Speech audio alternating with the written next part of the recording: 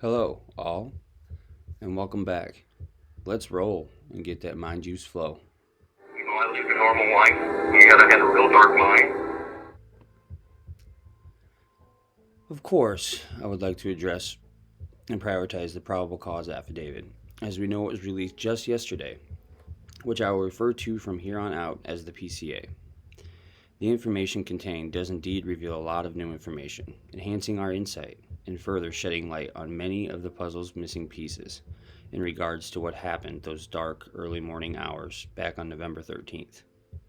Up until this point, Friday, January 6th, Bryan Kohberger has waived his extradition rights in Pennsylvania to ensure a speedy transfer back to Idaho, for it was claimed by his attorney that he had a need-to-know focus as to the inside contents sealed within the PCA, which is understandably so, for within are the sufficient means of evidence necessary for a judge to approve or grant an arrest warrant, which took place last Friday, December 30th, 1 week ago today. Hence, Bryan was not able to see the evidence against him until returning back and appearing in an Idaho court, which we saw yesterday. The suspect is indeed innocent until proven guilty. We can all respect that. He deserves his day in court. With that said, I express that everything that follows is my opinion, and only that. What you do with it, or how you interpret it, is up to you. We remember, rest in peace, Maddie Mogan, Kaylee Gonsalves, Xana Maddie, and Ethan Chapin. Before I discuss what I perceive to be the key takeaways from the PCA, I want to share a clip with coverage from a local PA news affiliate from Wednesday evening, just 2 days ago. The evening before Bryan Kohberger's extradition from Pennsylvania to Idaho, it presents his initial public defender, previous counsel in Pennsylvania, and further lays out the upcoming focus on behalf of the prosecutorial team, for they are now set on continuing to build upon and tightening up the already abundance of incriminating evidence, consisting of a solid DNA source as well as a sound heap of circumstantial aspects, such as his phone tracking, as well as his vehicle. The public defender expresses the following. And I prosecuted a fair share of homicides, double homicides, that sort of thing. You want to look at any evidence of possible motive. You want to look at any evidence of a pattern, of modus operandi or method. You want to get into the subject's character, mental state to the best you can. Modus operandi is a Latin phrase meaning mode of operating, often seen in the use of criminal law. I believe that proving Bryan's MO and mind states has already been given a boost of NOS. That is, on the fast track, down the yellow brick road to justice. There's a lot of damaging evidence in that PCA. Prosecution shall have a slam dunk, in my opinion. For starters, let's mindstorm the potential MO, or mode of operating. In my opinion, it is highly likely, if not more probable than not, that Maddie and Xana were his intended target. Here's why.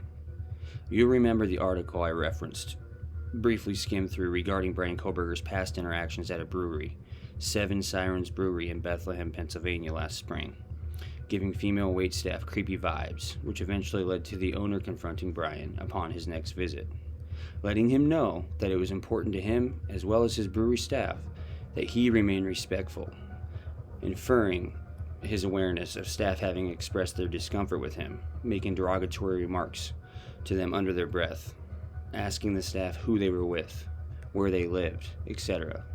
Questions a bit too personal for natural or normal customer-server exchange. As we know, Bryan was repulsed by this, responding that he didn't know what he was talking about, further suggesting that he must have him confused. Bryan had one beer, then leaving. Fucking ugly bitch! I want to stab you to death and then play around with your blood. Now, I am not insinuating the suspect in this case is exactly like this. I'm providing a metaphor to his potential psyche. Hear me out. We know that Bryan Kohberger is vegan. If we attempt to understand the mind or psychology of the suspect whom committed these heinous acts leading up to the dates of November 12th and 13th, one must study and unravel his personality type. lifestyle, etc., to understand his patterns of behavior in his everyday life. Understanding that Bryan Kohberger was new to the WSU area, approximately 3 months previously, having moved from his home state of Pennsylvania, one would presume that at some time after arriving and settling in, Bryan would have looked up surrounding vegan available serving restaurants, shops, grocery, etc. Why? Because it is his lifestyle preference. Hence, if I am in that area and search for potential vegan available serving, to go out and grab some food or potentially grab a drink, considering options within a reasonable radius or distance, let's say approximately 10 miles, as is the case here with Pullman, Washington, being just that from Moscow, Idaho. So, going to look it up, lo and behold, Mad Greek is the first establishment to pop up. And looking into the place further, I noticed at the very top of their menu, the upper left-hand corner, it states, "Ask our waitstaff about vegan options." Now, if Bryan maintained his same MO, which is simply just an individual behavioral pattern or preferences at this point, not termed MO per se until criminal acts have been done, one can presume he went into Mad Greek just as he did to Seven Sirens Brewery back in Bethlehem, Pennsylvania a couple of months prior. Now, if he continued to treat women and staff in a similar fashion to what was alleged at Seven Sirens, like hitting on the staff, asking where they lived, who they were with, knowing what we know, it is likely that this personality remains static and stable. And thus, it is easy to accept that he likely put himself in a position to interact and exchange conversation with either Xana or Maddie or both, simply because they both worked as waitstaff at Mad Greek, a place that provided vegan options, an aspect of Bryan's life that he is very strict about, we have learned. Further, let's take another step.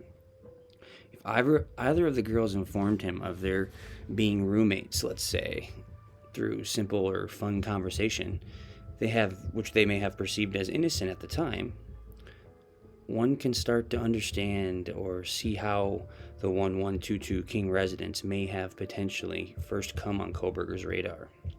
Now, with that said, let's take a look at the probable cause affidavit. The probable cause affidavit begins by describing the initial arrival of the investigators, outlining how and what the scene looked like that day, on November 13th, at approximately 4 p.m., once the investigation into the incident really began to gain steam. We learned that both Xana and Ethan were found in their respective room on the second floor. Meanwhile, Kaylee and Maddie were found upstairs in Maddie's room, with Murphy being left in Kaylee's bedroom that she would soon be moving out of. Upon identifying the last two victims, the investigator states, "I also noticed what appeared to be a tan knife sheath laying on the bed next to Mogan's right side when viewed from the door. The sheath was later processed and had K-Bar USMC, United States Marine Corps, insignia stamped on the outside of it. The Idaho State Lab would later discover that it was this sheath that would end up being the linchpin for the PCA, tying everything together, physically, to his person, the suspect that is, as a single source of male DNA was found to have been left on the button snap of the knife sheath. This sheath, found at this point, will end up, in my opinion, proving to be the suspect, Bryan Kohberger's, if found guilty, biggest mistake made, for such is what appears to be the only piece of evidence containing biological DNA evidence. Science is strong in court. However, as the PCA details, there's an abundance of circumstantial evidence that helps tie everything together that I believe gives this case a pretty solid chance to prove the charges beyond a reasonable doubt, given what we know now. Both roommates DM and BF give statements. It is confirmed that Xana and Ethan were seen at the Sigma Chai house and then returning back to the King Road residence that evening.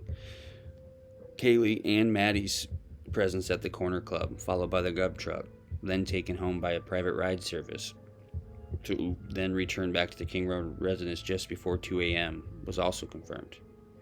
DM and BF, which are the roommates, confirmed that everyone was home by 2 a.m. and asleep, or at least in their rooms by approximately 4 a.m.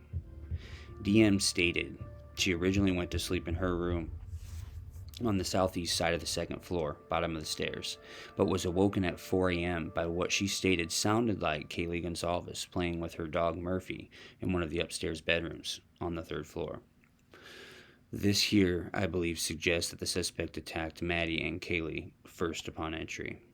A short time later, DM said she heard who she thought was Kaylee Gonzalez say something to the effect of, "There's someone here." DM stated that she looked out of her bedroom, but did not see anything when she heard about someone being in the house. DM stated that she opened the door for a second time when she heard what she thought was crying coming from Cornoto's room. At this point, we can infer that suspect had finished his attack upstairs and has now made his way downstairs towards Ethan, or is in Ethan and Xana's room.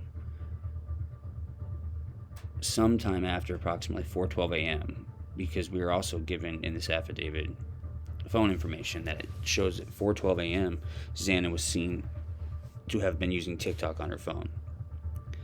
DM then said she heard a male voice say something to the effect of, "It's okay, I'm going to help you."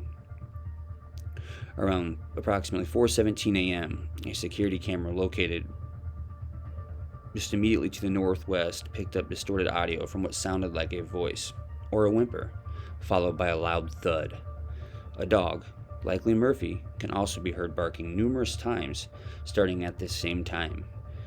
The security camera that picked this up was approximately 50 feet from the west wall of Cornoto's bedroom. DM stated she opened the door for the third time after she heard the crying and saw a figure clad in black clothing and a mask that covered the person's mouth and nose as he walked towards her, describing him as a 5'10" or taller, male, not very muscular, but athletically built with bushy eyebrows. The male walked past DM as she stood in a frozen shock phase. He walked towards the back sliding glass door. DM then locked herself in her room after seeing the male. She did not state that she recognized him. This leads investigators to believe that the murderer left the scene at this time. Further, evidence deduced that the homicides occurred between 4 and 4:25 a.m. In addition, a shoe pattern was discovered outside of DM's bedroom, consistent with her statement regarding the path of travel. An abundance of surveillance videos were recovered, observing the white sedan within the time frame and in or around suspicious areas of interest. That is, both video footage of the suspect vehicle as well as phone records received detailed that he had been around the King Road residence at least 12 times leading up unto the horrific date. November 29th, the vehicle was tracked to a WSU campus parking lot, registering back to a Bryan Kohberger, which upon further review revealed a Caucasian male with bushy eyebrows at a height of 6 foot and weighing in at 185 pounds. This is the first time the authorities learned of the assailant's name, November 29th, Bryan Kohberger. His physical description was consistent with that of the male DM saw inside the King Road residence on November 13th. We also learned he obtains new license plates, licensure within the state of Washington. The suspect vehicle was, later on, queried via interstate network surveillance on December 13th in Loma, Colorado, which allowed authorities to then again query him on December 15th and to be stopped by Hancock County, Indiana police, which we have all seen the body cam videos provided for both stops. The first one being the one where you can actually see and hear Bryan and his father having conversation with the officer, which is quite weird. The dad comments right away about some shooting in WSU. I'm going to tell you, being in the Midwest, an Indiana cop, when you say WSU, is most likely going to think of Wichita State University, the Shockers. It's a pretty popular school around the Midwest. He's not going to think of WSU. But Dad proceeds to share the information anyways, and you can see Bryan kind of give him the death glare. Another note, on the day of the murders, evidence revealed that between 12 and 1, Bryan Kohberger is caught both exiting his white Hyundai Elantra as well as stopping by a Kate's Cup of Joe, as well as a grocery store wherein he can be seen purchasing a few unknown items. On the 27th of December, Pennsylvania agents recovered trash from the Kohberger residence located within his parents' home, sent to the Idaho lab for testing.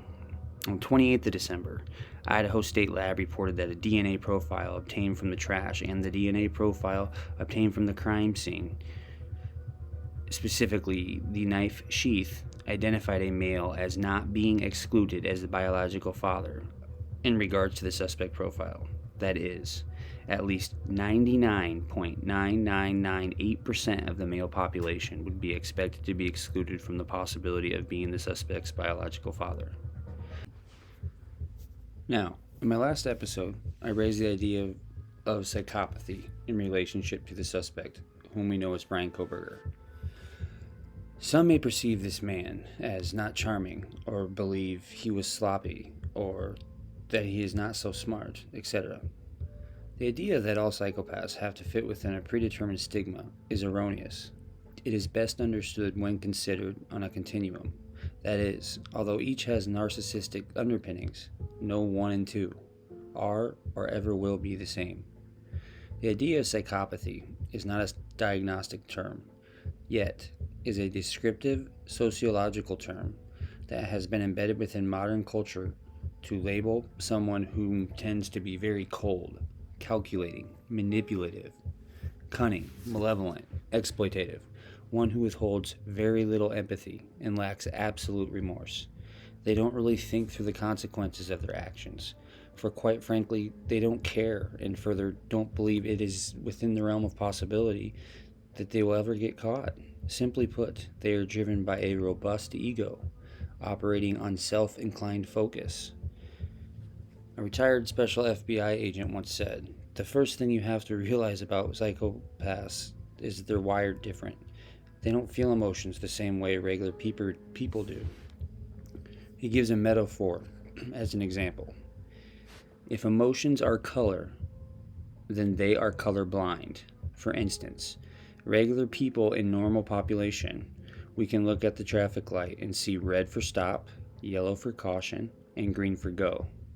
A psychopath, they learn, okay, the light at the top means stop, the light in the middle means caution, and the light on the bottom means green. But they don't see the colors. They are just following the norms, customs, and laws in society, which if you're a psychopath, don't apply to them. Further, one cannot be diagnosed as a psychopath. It is instead actually a term that represents a clinically considered personality disorder that is specifically understood as an abnormal pattern of brain chemistry or structure, which ultimately affects one's outward expression of themselves. Within the DSM of psychology and psychiatry, a psychopath most closely associates to antisocial personality disorder, which I will refer to as ASPD going forward. Not to be interpreted as one being antisocial per se, yet to instead imply anti-society. Our culture has ascribed the use of psychopathy to all things evil, killing, which is in actuality not the case. Those are just the ones who decided to act their violent fantasies out and the ones that have been caught. There are many psychopaths out in society today. In fact, it does not have to be a serial killer, or people consider a must-have, the most charming person in the room. In fact, many psychopaths have high IQ, can't socialize with ordinary folk as easily, often coming off as awkward, socially lacking cues, or neither. Is it someone immune from making a minute mistake? We are all human. Mistakes are not a derivative of having a brain disorder. They are things that happen to anyone who functions in society on a daily basis, such as stubbing your toe, leaving the car keys inside, forgetting to check the oven after the timer went off, or leaving a knife sheath at the scene of a crime. The point is, understanding Bryan Kohberger, psychopathology is asserting his personality, given the facts of a quadruple homicide to four strangers in their sleep, using a militarized combat knife, then returning to class as a PhD teaching assistant within the field of criminology. To me, is a psychopathic personality type disorder. It's not normal, that's for sure. It is an intentional chameleon who functions at a high level, whom is driven by ego. Chameleon, I say. Research indicates that 5 to 21% of top-level company CEOs are in fact psychopaths. However, to clarify this, such means that there is no specific look or characteristic trait that identifies a psychopath. They can often be in an orange jumpsuit, which are not determined to be such until after being court-ordered to undergo a psychiatric evaluation, all the way to an individual sitting at the finest restaurant table in Manhattan. In pop culture, the term usage of psychopath often deduces to horror.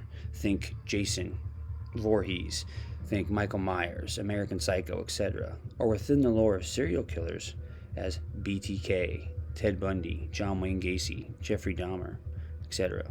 Do understand, though, that none of these men had any previous psychiatric illnesses on record before committing their crimes. That is, they were not classified as what we understand as psychopaths until after the fact. That is, being evaluated for a legal purpose. Almost all psychopaths amongst us are labeled unknown, and you won't be able to tell, nor will I. Or an acting psychiatrist. Why is that, you ask? Because they look like you and me. However, their brain structure has manifested dark, an all-for-one self mindset, which lacks absolute remorse, operates in a low autonomic nervous system, which is hereditary, calculated, etc. They recognize their thoughts as being a bit dark, violent, but most often don't and never will seek treatment. They don't believe they have anything wrong with them.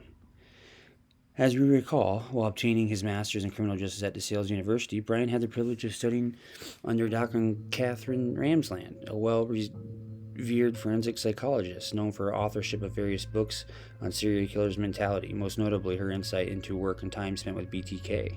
Further, she stated recently that Bryan was one of the best students she has ever had, and in fact one of only 2 students she has ever personally recommended to a PhD program within the context of criminology. Did Bryan fancy his front row apprenticeship to BTK via his time under studying Dr. Ramsland? Bryan was not sloppy. He premeditated his victims, stalked their house, turned his phone on and off when necessary, although not to perfection, canvassed the area up to 12 times per records, and further, even earlier on in the morning of 11/12. He knew the area well. He planned it all out. He left no blood, hair, touch, DNA that we know of. The PCA DNA match and the K-bar button was it. Did it fall out? He clearly wasn't aware he left it behind at the time, not to mention it would eventually be DNA found on the sheath of the weapon used to commit the acts, which doesn't help him too much. If he doesn't leave this behind, do they have more? More physical DNA, that is, such as blood, hair fibers, saliva, semen, skin cells, touch DNA? I didn't see any indication of this in the affidavit, but I presume there is. If Bryan's MO was selecting victims while out to eat, having a beer, think Seven Sirens or Mad Greek, we can be fair and call these his projects, or his fixations. That's fair. Dennis Rader, much like Bryan, did have 55 projects, 10 victims on 7 separate events. He killed 4, like Bryan, when they were both at the age of 28. But Dennis proceeded to kill women on 6 more separate occasions over the next 3 decades, terrorizing the Wichita community.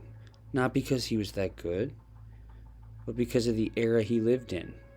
Bryan would have had the same opportunity if he lived in the same time frame. It's easy to presume that the suspect Bryan was sloppy, dumb, because he got caught in 6 weeks. However, it is important to understand, this is the first time ever, genetic genealogy has been used in this swift, quick of a fashion to narrow in on it and identify a suspect. I have followed the evolution of said advancement in forensics since this was first used and introduced by Dr. Colleen Fitzpatrick, noting that these processes usually take up to 16 weeks, usually longer. This is the same technique that was used to apprehend the Golden State Killer, who went free for 40 years. Bryan being arrested, with what we now understand as being rooted in a genetic genealogy basis, marks the quickest methodology of said forensics used in reality. This is huge. Such a huge win for the future of crime investigation, and a huge loss for all the criminals. To make that clear, if said methodology was available in the current form just used to identify Mr. Kohberger back in the late 70s, early 80s, one can bet that many of today's infamous serial killers would not have claimed nearly as many victims. It was much easier to get away just a decade ago. For example, Dennis Rader made plenty of dumb mistakes. He left semen at every scene. He called into a 911 dispatch with his own voice, not altered. Listen here. Yes, you will find a homicide at 843 South Pershing, Nancy Park. Dennis later admitted that this was very stupid of him, and further that he had fear that the cops would come knocking on his door, being able to recognize the local president of the Lutheran Church. He sent a floppy disk in, which was easily traced back to him, eventually the thing that got him caught, which he responded to, stating that he remembered first thinking to himself, now my family, friends, everyone around me are going to know. I never thought I was going to get caught. A psychopath can care, express feelings, but they're rather shallow. Looking at the mistakes and risks he took, one can say now it was only a matter of time. DNA was still in its infancy in 1974. It would take another 30 years for BTK finally to be brought to justice. And it wasn't DNA that hooked him either. It was the floppy disk he sent in, which unbeknownst to him, was then able to be forensically traced back to the previous computer, leading right to Dennis Rader. If law enforcement had the capacity to run BTK's semen through genetic genealogy as they just did with Mr. Kohberger, he would have been zeroed in on right then and there, or even if they had published the 911 dispatch call to the public for potential identification of his voice, much like Delphi did with the guys down the hill audio in that case. Hence, I am perceiving Kohberger as being like BTK, or having a serial killer type mindset comprised of a disordered personality. Bryan was apprehended after his first quadruple homicide due to 2022 forensics, genetic genealogy, and those of the like, whereas BTK was not, but would have been right there with Bryan had he done his acts in the present. I hope you follow me. In my opinion, Kohberger has a disordered personality, that is, a maladaptive pattern of behavior in relating with the world around himself, that cuts across all situations in a person's life, relationships, work, social functioning, sense of self. This personality structure is long-standing and stable when a vulnerable brain meets an invalidating environment. He's well known to use aliases, think Papa Roger, inside looking. He is fixated on self-image, grandiose thoughts, inflated sense of self-image, prone to violence. Not only lacks empathy, but also truly believes that rules do not apply to him. Thus, he does not adhere to them. He's willing to break any moral, social, or legal codes. I believe Bryan is chilling. He methodically planned and then orchestrated his acts, stalking, then hunting his prey. His MO of selecting the girl Xana Maddie while crossing paths with them at Mad Greek. He became infatuated, fixated on them as a potential project. Records indicate that he was within the vicinity scouting and canvassing their King Road residence for months leading up to that date. Here you see Mr. Kohberger, this man, charged with 4 counts of homicide, suspected via evidence contained within the PCA to have stalked, planned, and further premeditated the brutality he would bestow upon the King Street residents. If you were facing these charges, would you be deadpan, like you see here? If facing these charges and innocent, not to state anything other than, it's just a thought, would you express shock, some degree of emotion given the charges one is up against, or would you be fixated on simply needing to know what it is that got you caught? That is, what is the evidence the state has against oneself to justify apprehension? This man wants to know where and how he screwed up, in my opinion. If you enjoy the content, please like and subscribe. I love to continue creating content, and better yet, continuing to grow this community we have began to create here. Positive vibes, everyone.